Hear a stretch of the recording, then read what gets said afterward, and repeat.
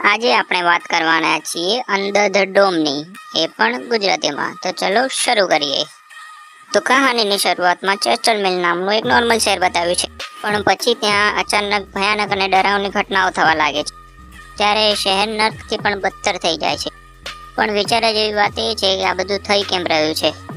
તો કહાનીની શરૂઆત થાય છે બાર્બી નામના એક છોકરાથી, જે કોઈ માણસને કબરમાં દફનાવી રહ્યો હતો અને એના ચહેરા પર વાગેલાના નિશાન દર્શાવે છે કે મરેલા માણસ જોડે નક્કી બાર્બીની હાથાપાઈ થઈ છે.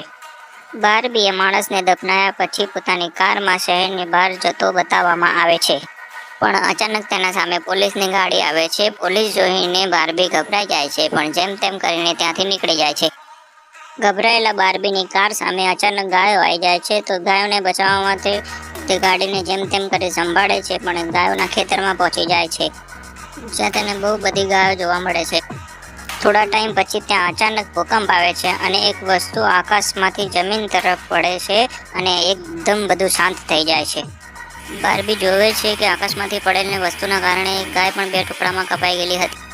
બાર્બી જોવે છે કે એ એક ઇનવિઝિબલ વોલ છે, જેના કારણે કેટલાક ઘર પણ 2 ટુકડામાં કપાઈ ગયેલા હતા.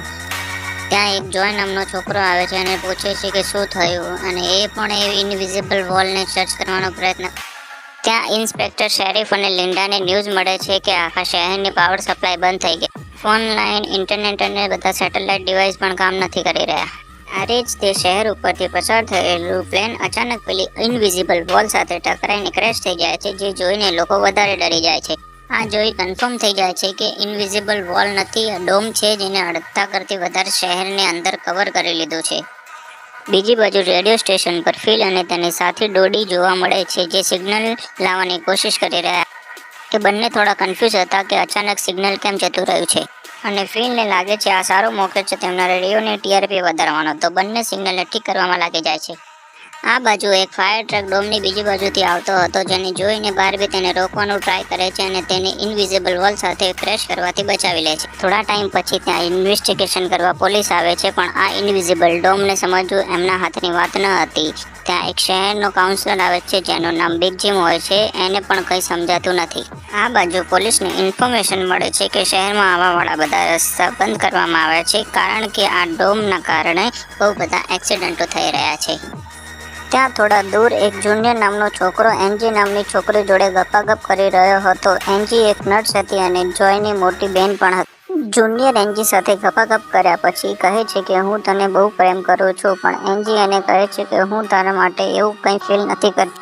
આ સાંભળી જુનિયરનું દિલ તૂટી જાય છે અને બંને ઝઘડવા લાગે છે. એટલામાં એન્જી જુનિયરને લાફો મારીને ત્યાંથી નીકળી જાય છે. એના પછી આપણે 3 લોકોની ફેમિલી જોઈએ છે, જેમાં કેરોલિન, એલિયા અને નોરી શહેર તરફ જઈ રહ્યા હતા. એમને એ વાતની ખબર ન હતી કે ડોમને શહેરને કવર કરી લીધું છે. બીજી બાજુ જુલિયા નામની એક રિપોર્ટર જોઈએ છે, જેનું શહેરમાં બહુ મોટું નામ હતું. એક દિવસ એક માસી તેને એક સિક્રેટ કહેવા બોલાવે છે. માસી એને કહે છે કે તેને થોડા દિવસ પહેલા પ્રોપીનથી ભરેલા 6 ટ્રક શહેરમાં આવતા જોયા હતા. માસીના હિસાબથી આટલા બધા પ્રોપીનના ટ્રક એક સાથે શહેરમાં આવા એક ખતરનાક પ્લેનનો હિસ્સો હોઈ શકે છે. જુલિયા માસીને પ્રોમિસ કરે છે કે આ વાતનું રિપોર્ટિંગ કરશે, પણ વધારે કામ હોવાના કારણે કંઈ કરી શકતી નથી.